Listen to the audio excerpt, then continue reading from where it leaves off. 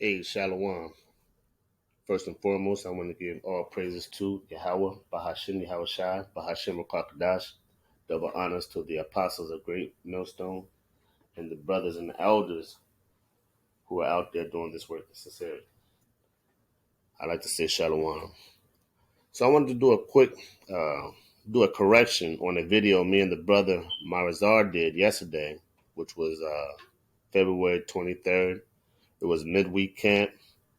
And the brother, we was going in on 2 Kings 6:25 on how when the Assyrians came in, you know, when they came into power, they kicked us out of Samaria during the split of the southern and the northern kingdom, and it was a siege, which was a siege, and it was a slip of the tongue. He kind of misspoke and said it was the siege of 70 A.D., the time of Roman persecution.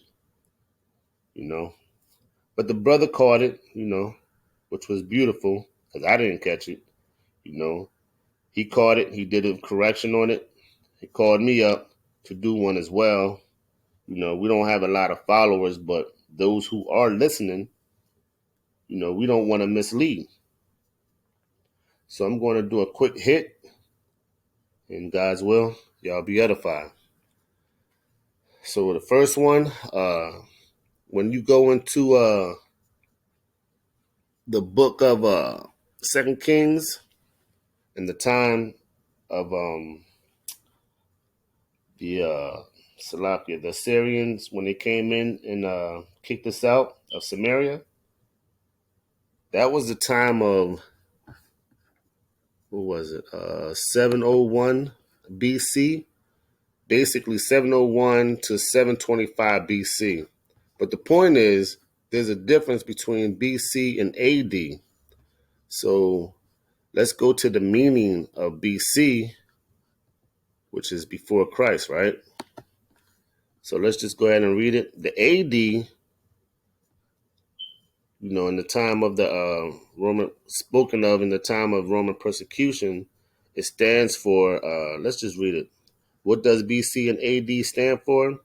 Standardized under the Julian and Gregorian, Salaki, if I'm saying that wrong, calendars. The system spread throughout Europe and Christians world during the centuries that follow AD. Stands for Anno Domini. If I'm saying that wrong, forgive me. Latin for in the year of the Lord, while BC stands for before Christ. Okay? So in Assyrian, the siege of Jerusalem, okay, was before Christ. Just, yeah, that's basically it. You can go into the story of, the siege when he took over the northern tribe, Salakia. So I want to go ahead and read what we was going into, which is 2 Kings 6:25.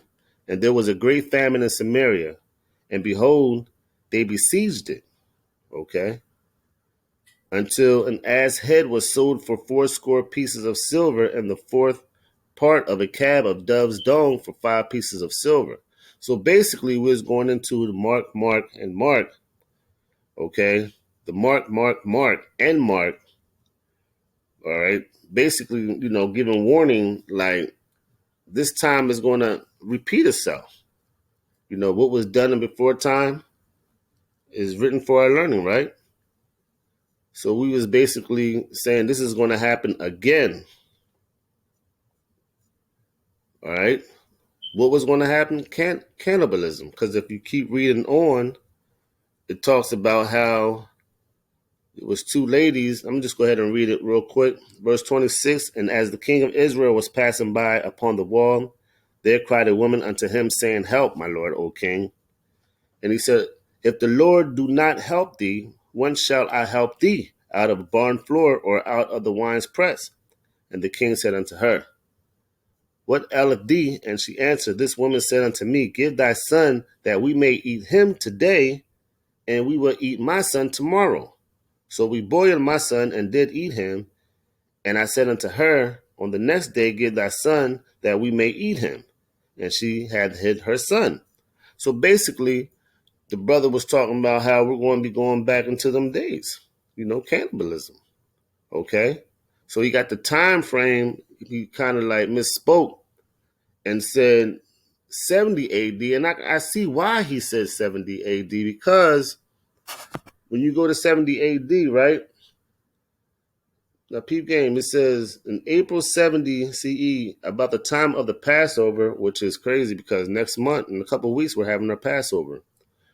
Roman General Titus besieged Jerusalem. Okay? Since this action coincided with Passover, the Romans allowed pilgrims to enter the city but refused to let them leave. Now, check this out. Thus, strategically, Salakia, depleting food and water supplies with Jerusalem. See? Depleting food and water, which we was going into yesterday. So that's why he kind of like misspoke and was like 70 AD, because we was going into, it's going to be cannibalism. There ain't going to be no food. There ain't going to be no water. You see? Going into the Assyrian captivity, basically, you can read it yourself, but it's talking about the northern tribe. All right. Just want to touch on this last precept of what is it, 2 Kings 18:11. And the king of Assyria did carry away Israel unto Assyria, and put them in Halah and harbor by the river of Gozan, and the cities of the Medes. And then this is what happened, because they obeyed not the voice of Yahweh Bahashim Yahweh Shai, their power, but transgressed his covenant. You see, we went off. And that's why we're being punished by all these different kingdoms. We've been punished by, Romans, the Greeks, okay, the Syrians, the Babylonians, okay, etc., etc., by all these different nations. Why? Because we disobeyed the Lord, period. We did not obey the Lord. And all the Moses, the servant of the Lord, commanded, and would not hear them, nor do them. And that's why we're going through what we're going through now. And we're about to go through that shit again. So the brother misspoke. It happened. It was a twist of the tongue. He caught it. He called me up to do a quick one. And it was my little quick hit. I hope y'all was edified. Double honors to the apostles. Shalom.